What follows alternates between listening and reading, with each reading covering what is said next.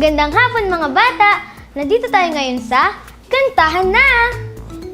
Tungkol pa rin sa kalikasan ng pag-aaralan natin ngayon. Ang mga halaman at ang mga puno, kasama na dyan ang mga ibong nagliliparan at ang paglanghap ng sariwang hangin. Di ba't nakaka-relax yan sa pakiramdam? Ano pa kaya ang nagagawa ng mga halaman at puno para sa ating mga tao?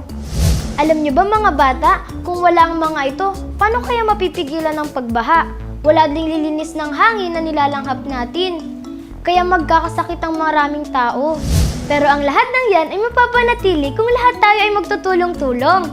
Kaya tumulong tayo sa pangangalaga ng mga itong mga bata Bagay na bagay yan sa kakantahin natin ngayon. Hanggang sa muli nating pag-iensayo at pagkanta dito sa Kantahan Na!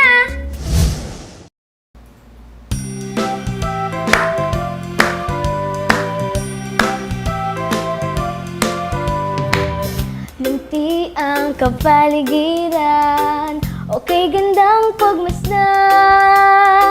sariwang hangin na malalanghap, sa buhay natin walang kasing sarap, mga burol at kabundukan, maraming puno at halaman, sa pagsabay sa kaunlaran, sana ay pangalaga